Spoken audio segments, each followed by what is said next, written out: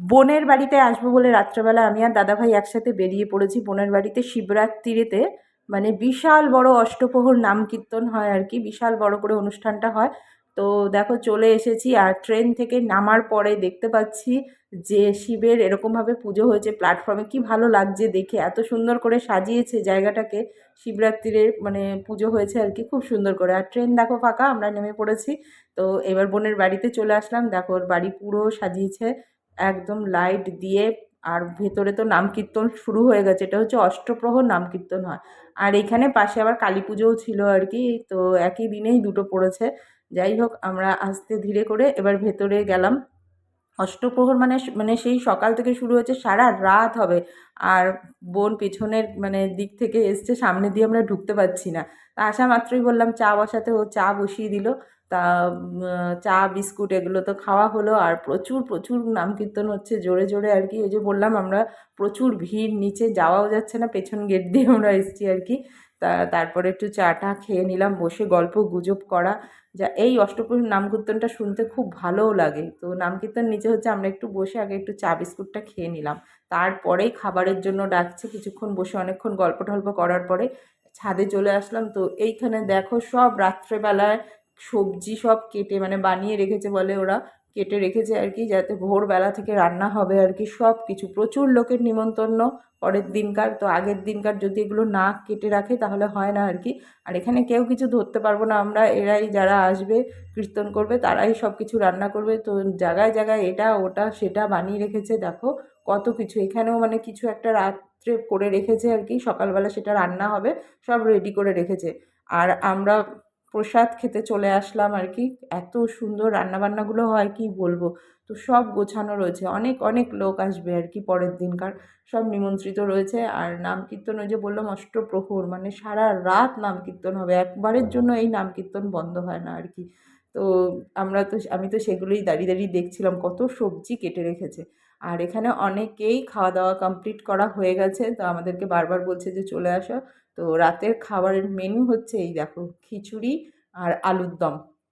এত সুন্দর বানিয়েছে কি বলবো, খিচুড়ি আর আলুর দম। তো সবাই কিন্তু বসে এখানে অনেকে খেয়ে গেছে, রাত্রি অনেকটা হয়ে গেছে।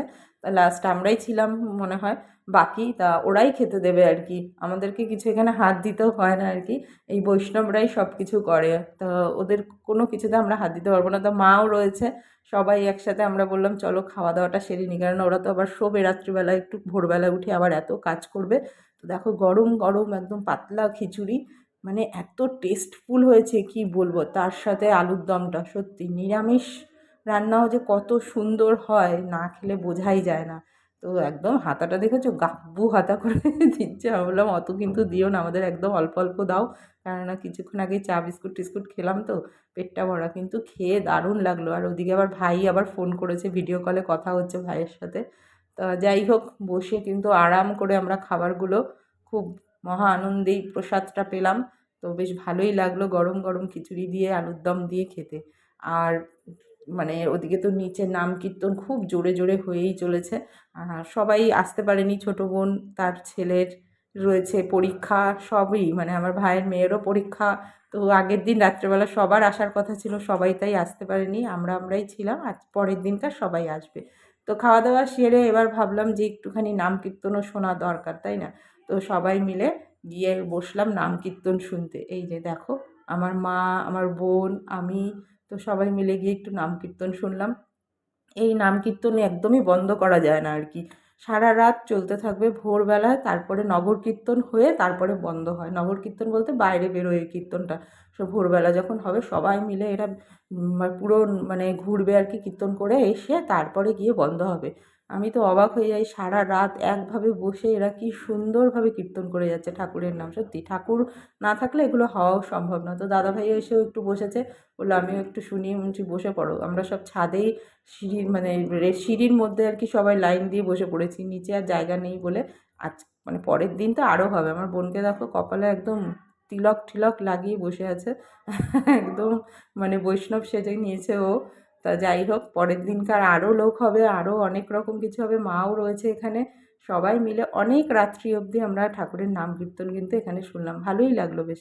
ব্লগটা তোমাদের কেমন লাগলো অবশ্যই কিন্তু কমেন্টের মাধ্যমে জানিও। চলো টাটা।